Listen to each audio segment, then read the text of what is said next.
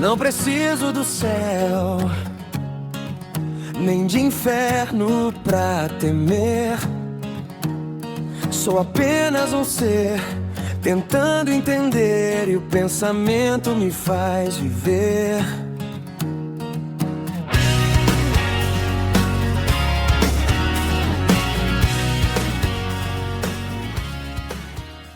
Imagina com a gente uma sala perfeitamente estéril. Tipo um ambiente totalmente branco, sem um grãozinho de poeira, sem nenhum ruído, 100% isolado do mundo lá fora. Uma câmera que foi construída com um único propósito, que é manter todos os vírus, as bactérias e impurezas longe dali. Certo, o ambiente mais seguro possível, em teoria. Na teoria. Mas aí, de repente, as pessoas lá dentro começam a sufocar, elas começam a morrer justamente porque, olha que loucura, o pulmão humano precisa daquele ar imperfeito, sabe? Aquele ar bagunçado, cheio de micro-organismos e não filtrado para conseguir respirar de verdade e fortalecer o sistema imunológico. Ou seja, tentar criar essa pureza absoluta acabou virando uma armadilha fatal. Uau! Essa imagem ela ilustra um paradoxo terrível sobre o nosso desejo de controle, né? Porque a tentativa obsessiva de eliminar a doença termina, na prática, destruindo o próprio paciente no processo. A gente ignora a complexidade da biologia em favor de uma limpeza totalmente artificial. Pois é, e é exatamente por essa porta metafórica que a gente entra na nossa investigação de hoje, então sejam todos muito bem-vindos a mais uma análise onde a gente pega ideias bem complexas e vai desempacotando tudo. Hoje, a nossa missão é explorar uma teia densa pra caramba que envolve razão pura, o secularismo e uma série de mal-entendidos gigantescos que cercam o budismo. Exato. E a gente vai fazer isso cruzando filosofia real com a ficção científica daquela série incrível Raised by Wolves. Mas antes da gente pular de cabeça nisso, conta um pouco sobre de onde vem o material de hoje. Claro. Para guiar essa nossa conversa, a gente está usando uma curadoria bem especial de textos e análises do Jorge Guerra Pires. Ele tem um PhD e a trajetória acadêmica dele é super interessante porque ele passa por biologia, matemática, programação e hoje ele atua como um pesquisador independente que une ciência, crítica social e filosofia de um jeito muito provocativo. É uma bagagem tanto, né? Com certeza. E os textos que a gente está analisando hoje se baseiam muito nas obras dele. A gente vai explorar ideias presentes em livros como Seria a Bíblia, um livro científico, que tem estudos bíblicos para ateus, e o Gibíblia, a Fábrica de Absurdos, e tem também um lançamento mais recente dele, que é o foco principal aqui, chamado O Paradoxo de Einstein, Ciência, Ética e o Deus Cósmico. E só para deixar claro para quem está ouvindo a gente, o nosso objetivo aqui não é tomar partido, tá? A gente não está aqui para defender lado A ou lado B na política, nem validar dogmas religiosos. A gente vai apenas explorar essas obras de forma totalmente neutra e imparcial. Isso mesmo. O foco é entender os argumentos que o autor apresenta. E sobre esse lançamento, O Paradoxo de Einstein, a pergunta central que o Jorge levanta logo de cara é muito instigante. Ele questiona por que as figuras públicas rejeitam tanto o rótulo de ateu. Sim, e ele usa muito o contexto brasileiro para isso, né? Ele aborda esse contraste bizarro no Brasil. A gente vê intelectuais famosíssimos com muito espaço na mídia, tipo o Leandro Carnal ou o Drauzio Varela, e eles evitam ao máximo cruzar certas linhas na hora de falar sobre religião. É como se fosse um tabu gigantesco. Exatamente. Aí o livro lembra o caso do Daniel Sotomayor, que era uma voz ateísta forte, chegou a debater ao vivo na Globo com o pastor Silas Malafaia e acabou saindo da mídia. Enquanto isso, o Malafaia continua aí pedindo avião para os fiéis na TV e prosperando. Então, por que assumir o ateísmo ainda é visto como algo tão radioativo? É uma pergunta fantástica e para quem já quiser ir atrás dessas obras, eu preciso dar uma dica prática. O livro Seria a Bíblia um livro científico? Tá lá na Amazon, tanto impresso com entrega Prime quanto no Kindle. O Gibíblia também. E o Paradoxo de Einstein já está disponível nas lojas da Amazon no formato digital para você ler agora mesmo. E tem a versão em audiolivro, né? Sim, essa é a melhor parte. No Google Play e no Google Books tem a versão audiolivro dessas obras. O primeiro livro, por exemplo, tem mais de 10 horas de áudio com 3 vozes diferentes para melhorar a experiência. É perfeito para baixar no celular e ouvir lavando a louça, cozinhando ou caminhando sem precisar de internet. A revolução da produtividade, gente. Mudou a minha vida, com certeza. Mas voltando para o nosso tema, essa aversão social ao ateísmo é o nosso gancho. Porque se o ateísmo sofre tanto preconceito e tem pavor das religiões abraâmicas, a gente precisa olhar para um embate muito surpreendente. Por que o budismo, que não é teísta, incomoda tanto os secularistas? Boa. Vamos desempacotar isso. Porque no papel, uma filosofia que não exige crença num Deus criador deveria ser a melhor amiga de quem defende a ciência, certo? Mas não é o que rola. Eu imagino que o primeiro erro seja a gente tentar colocar o budismo na caixinha de religião usando a nossa definição ocidental. É o chamado erro de categoria. O nosso arcabouço conceitual aqui no Ocidente sobre religião é 100% fundamentado na fé. É o conceito cristão que vem da palavra grega pistis. E como isso funciona na prática? Bom, a definição clássica está lá na Bíblia, em Hebreus, que diz que a fé é a certeza daquilo que não se vê. É um modelo estruturado na submissão a uma autoridade externa. Sabe aquela dinâmica clássica da ovelha e do bom pastor? Aham. A virtude máxima é você confiar de olhos fechados. Se você duvidar, você é a ovelha desgarrada. Perfeito. A dúvida é quase um pecado. O problema é que estudiosos ocidentais pegaram essa mesma palavra, com toda essa carga de submissão, e tentaram colar isso no budismo. E não funciona. Fica soando como se fosse a mesma coisa. Mas não é. O termo original no budismo é Shraddha, e Shraddha não tem nada a ver com fé cega. Shraddha significa uma confiança provisória. É algo totalmente empírico. Confiança provisória. Como assim? O próprio Buda falava para os seguidores testarem os ensinamentos dele da mesma forma que um ourives testa a pureza do ouro. Você queima, você corta, você esfrega. A meta no budismo não é ser uma ovelha obediente que espera ser salva. A meta é despertar e se tornar o leão. O leão é autônomo, ele investiga a própria mente. Alvá, responsabilidade é totalmente sua. É engraçado porque a gente faz isso o tempo todo hoje em dia. É tipo quando você baixa um aplicativo novo de produtividade no celular, sabe? Como assim? Pensa bem. Você não tem uma fé divina no aplicativo de que ele vai mudar a sua vida. Você tem aquele Shraddha, aquela confiança provisória. Você lê os reviews, acha que parece bom e baixa para testar. Mas se depois de uma semana o app começa a travar ou não serve para nada, o que a gente faz? A gente deleta o aplicativo na mesma hora. Exato. Ninguém fica rezando para o código-fonte se consertar sozinho. Você testa, não funciona na prática, você joga fora. Não tem submissão. Essa analogia é perfeita. A confiança acaba no segundo em que a prática não valida a teoria. E é exatamente por isso que usar a palavra fé para o budismo cria esse erro de categoria terrível. Faz o Ocidente avaliar uma prática de investigação psicológica usando a régua de um dogma cristão. Tá, mas então, se o budismo é empírico desse jeito, tipo testar um software, por que tantos grandes defensores da razão e muitos ateus militantes fogem dele como o diabo foge da cruz? Desculpa o trocadilho. Não, é um ótimo ponto. E o autor dos textos analisa bem o chamado novoterismo para explicar isso. Figuras como Christopher Hitchens, por exemplo, tinham uma versão alérgica a qualquer coisa que cheirasse a budismo. Mesmo não tendo um deus ali? Sim. O Hitchens costumava citar anomalias geopolíticas para atacar o budismo. Ele apontava para a violência nacionalista em Myanmar ou no Sri Lanka, onde a cultura budista foi instrumentalizada em conflitos políticos para dizer, olha lá, toda religião é nociva e causa guerra. Mas isso me parece um viés de confirmação enorme, né? Porque qualquer filosofia pode ser cooptada por um projeto de poder ou por nacionalismo. Dizer que meditar causa violência étnica é um salto lógico absurdo. É um viés de confirmação claríssimo, mas é um viés necessário para manter a tese principal dele de que absolutamente toda religião envenena tudo.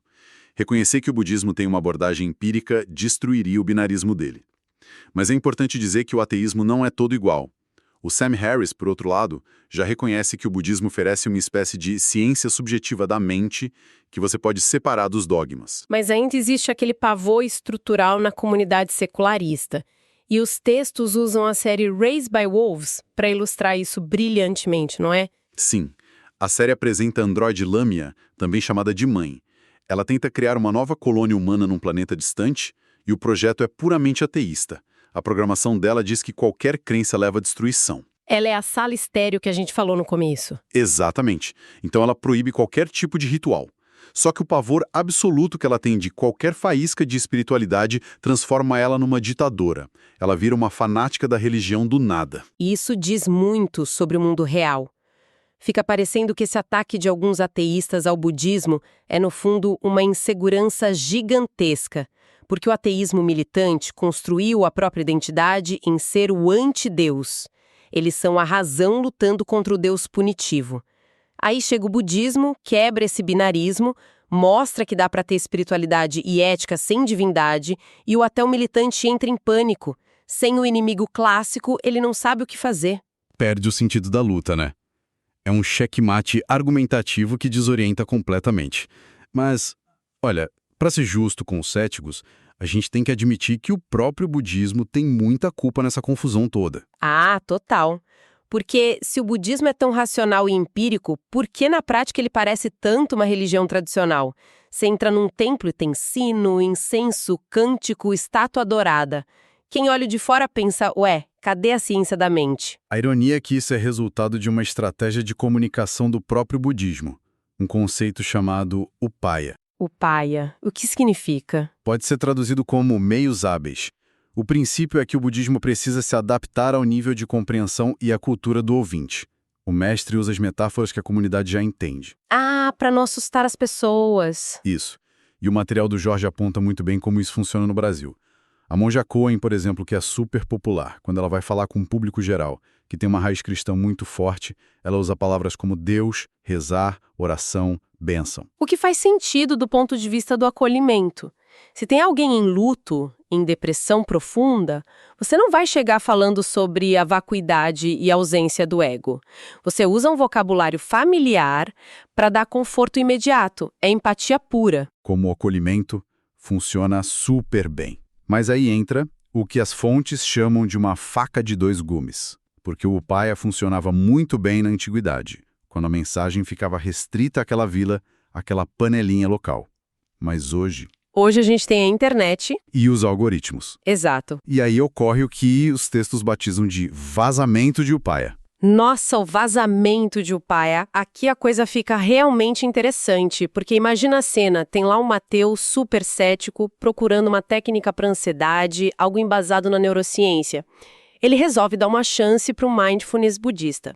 Ele clica num vídeo no YouTube, achando que vai ouvir sobre respiração e regulação de cortisol. E de repente ele ouve a monja falando para ele sentir a luz de Deus. O alarme de fraude do cético dispara na mesma hora. Ele pensa, ah lá, sabia, isso não é ciência nenhuma, é só o cristianismo com uma roupa oriental para disfarçar. O cara se sente enganado. O choque de expectativas destruindo a comunicação. A tentativa do budismo de ser acolhedor com a maioria cristã acaba ironicamente alienando totalmente os defensores da razão. Eles carimbam o budismo como crendice e perdem a chance de usar ferramentas seculares excelentes. É um desastre de relações públicas causado pela tecnologia que tirou tudo de contexto. Mas ok, se a gente limpar esses mal-entendidos de vocabulário e ignorar o pânico ateísta, como fica a relação real do budismo com a nossa sociedade laica? O budismo é algum tipo de ameaça para o secularismo? De forma alguma. E para entender isso, a curadoria do Pires faz um contraste bem profundo entre a base da moralidade cristã e a da budista. Como assim? Ele define a moralidade cristã como algo mitraico e escatológico. Em termos simples, é uma lógica universalista e expansionista.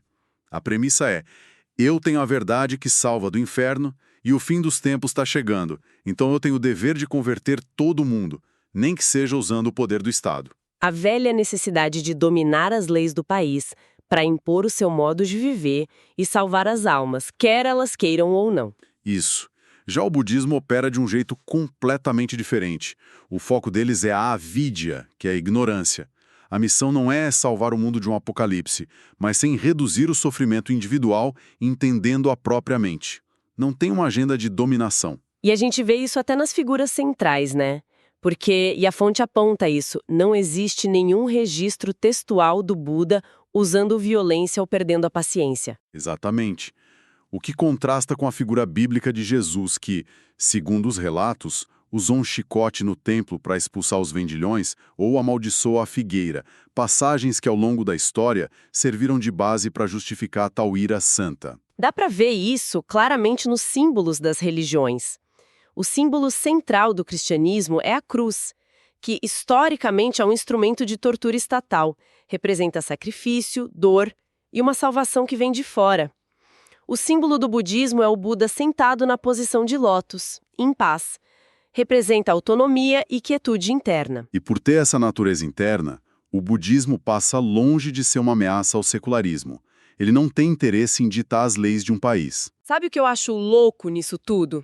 A nossa sociedade secular é incrível em treinar a gente para o mercado de trabalho.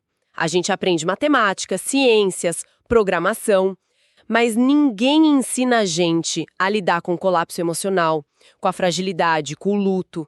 E o budismo entra nessa lacuna quase como uma psicologia de precisão. Ele ensina você a lidar com o sofrimento sem exigir que você jogue fora a sua visão científica de mundo. É o complemento perfeito que a gente ignora por puro preconceito. Sim. Então, tentando amarrar tudo que a gente discutiu hoje, a rejeição gigante que o budismo sofre por parte de tantos defensores da razão vem basicamente de um erro crasso de tradução cultural. A gente confundiu a confiança empírica de testar um aplicativo com a fé cega de seguir um pastor. Exato. E a flexibilidade da comunicação budista, aquele vazamento de Upaya, infelizmente acaba servindo de munição para o viés de confirmação de muitos ateus que estão traumatizados pelo dogmatismo. Pois é, o que nos leva de volta àquela androide opressora de Raised by Wolves, e eu quero deixar um pensamento provocativo para quem está ouvindo a gente. Imagina que amanhã, por algum motivo mágico, todos os livros sagrados e todas as religiões organizadas do mundo simplesmente desapareçam da nossa memória. Um reset total. Um reset.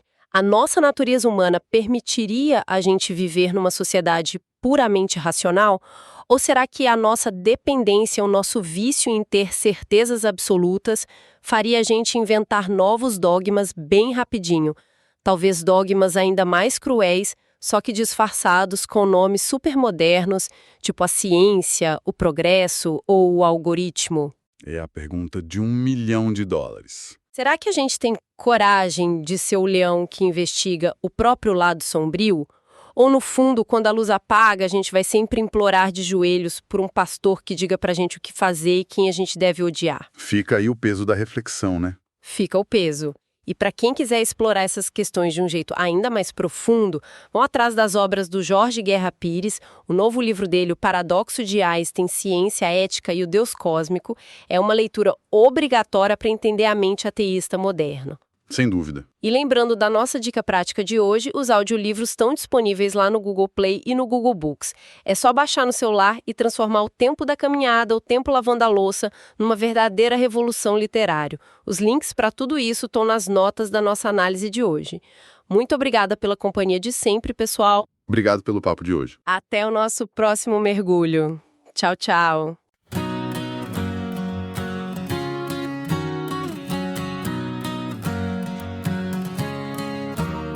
Não preciso do céu, nem de inferno pra temer. Sou apenas um ser tentando entender e o pensamento me faz viver.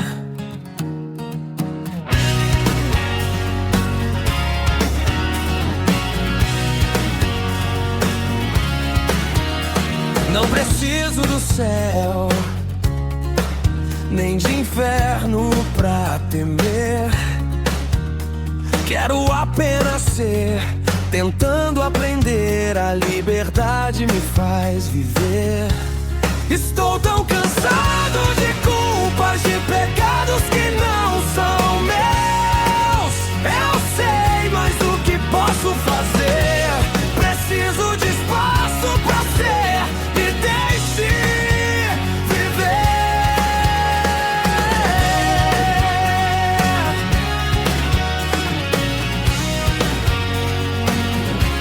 Estou tão cansado de crer. pecados que são meus, mas que não são pecados. Eu sei mais o que posso fazer. Preciso de espaço pra ser. Me deixe aprender. O céu é só uma promessa. Eu tenho pressa. Vamos nessa. Caminhar com os pés no chão. Buscar minha razão. E o pensamento me faz viver. O céu é só uma promessa para quem tem pressa. O inferno é só ameaça para quem ameaça.